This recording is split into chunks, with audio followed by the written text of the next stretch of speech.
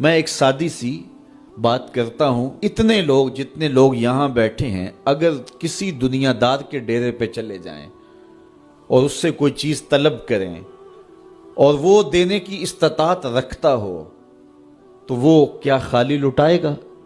وہ کہے گا اتنے لوگ آگے ہو تو ڈیرہ داری کی شان کے خلاف ہے کہ میں ان کو خالی لٹاؤں۔ تو جب یہ دنیا دار خالی نہیں لٹاتا تو رب کیسے خالی لٹائے گا؟ جب بندے اس کی دہلیز پہ چل کے آ جائیں تو وہ بندوں کی ضرورتوں کا کفیل ہے اور ان کے ہر درد کو جانتا ہے اور ان کی ضرورتوں کو پورا کرتا ہے۔ علماء نے کہا دعا ہر صورت قبول ہوتی ہے، یا تو یہ ہے کہ فوراً قبول ہو جاتی ہے، جو مانگا فوراً مل گیا، اور کبھی ایسا ہوتا ہے کہ فوراً نہیں ملتا، حکمت ہوتی ہے اور فوری دینا مناسب نہیں ہوتا تو اس کو فوری نہیں دیا جاتا، لیکن دعا بعد میں کچھ عرصے کے بعد اس کی ڈیمانڈ پوری کر دی جاتی ہے۔ اور کبھی ایسا ہوتا ہے نہ فوری دیا جاتا ہے نہ بدیر دیا جاتا ہے، اس دعا کو ذخیرہ کر لیا جاتا ہے اور حشر کے دن اس کا بدلہ دیا جائے گا۔ اور روایت میں آتا ہے حشر کے دن جب ان دعاؤں کا بدلہ دیا جائے گا جن کا بدلہ دنیا میں نہیں ملا تھا تو لوگ آرزو کریں کہ کاش کہ دنیا میں کوئی دعا قبول ہی نہ ہوئی ہوتی، سارے صلے آخرت میں ملتے۔ اللہ اکبر۔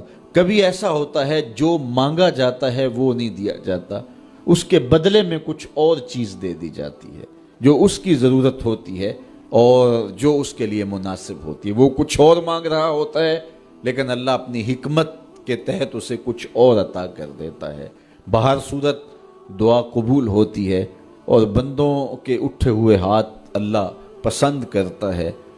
آج یہ بھی بحث چلتی ہے نہیں مانگنا چاہیے، فلاں وقت میں نہیں مانگنا چاہیے، تو وہ کہتا ہے مجھ سے مانگو جب بھی مانگو، میرا دست کرم تمہیں دینے پہ آمادہ ہے۔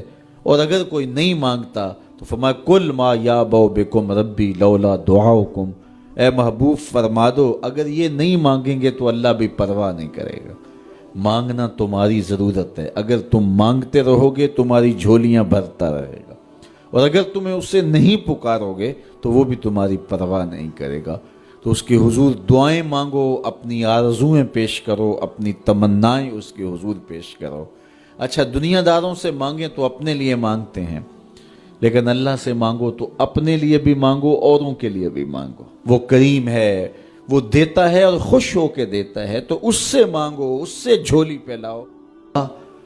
اللہ سے راز و نیاز کی باتیں، جو باتیں بندہ کسی سے نہیں کر سکتا وہ اپنے رب سے ڈائریکٹ کرتا ہے، اپنے دل کے سارے دکھڑے اپنے رب کی دہلیز پہ رکھتا ہے اور اپنی ساری ضرورتیں مالک کی چوکھٹ پہ رکھ دیتا ہے، اور اس سے مانگتے ہوئے بندے کو شرم نہیں آتی، حیا نہیں آتا، بلکہ اس سے مانگتے ہوئے فخر محسوس ہو رہا ہوتا ہے کہ میں اپنے رب سے مانگ رہا ہوں۔ کسی اور سے مانگیں تو جھجک لگتی ہے، لیکن مالک سے مانگیں تو اپنائیت کا احساس ہوتا ہے کہ میں اس سے مانگ رہا ہوں، اس لیے کہ وہ ہمارا رب لگتا ہے، ہمارا اس سے ربط کتنا گہرا ہے۔ مسجد نبوی کا ایک کونا تھا اور ایک بندہ وہاں بیٹھ کے دعا مانگ رہا تھا۔ اس کے دعا کے لفظوں پہ غور کیجئے، اے اللہ میں تجھ سے اس لیے مانگتا ہوں کہ تو میرا اللہ ہے، تیرے علاوہ میرا ہے بھی تو کوئی نہیں۔ تو یہ وہ دعا مانگ رہا تھا اور مسجد نبوی کے کونے میں بیٹھا تھا۔ حضور نے دیکھا تو ایک صحابی سے کہا وہ جو دعا مانگ رہا ہے اس کو جا کے بتا دو تمہاری دعا قبول ہو گئی ہے۔ وہ مانگ اس ڈھب سے رہا ہے۔ تو یہ دعا اپنے رب سے نیاز ہے، دعا خود عبادت ہے۔ جب تمہاری ضرورتوں کا کفیل وہ ہے تو پھر اس سے نہیں مانگیں گے تو کس سے مانگیں گے؟ اور جب اس سے بندہ مانگتا ہے تو پھر وہ مانگنے والے کی لاج بھی رکھتا ہے۔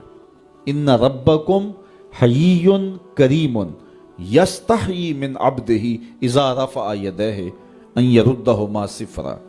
تمہارا رب حیا کرنے والا کریم ہے، جب بندے اس کے سامنے ہاتھ پھیلا کے دعا مانگتے ہیں اللہ فرماتا ہے مجھے شرم آتی ہے ان کے اٹھے ہوئے ہاتھ خالی کیسے موڑوں۔ جب انہوں نے مجھ سے مانگا ہے تو میں نے بھی نہ دیا تو کون دے گا؟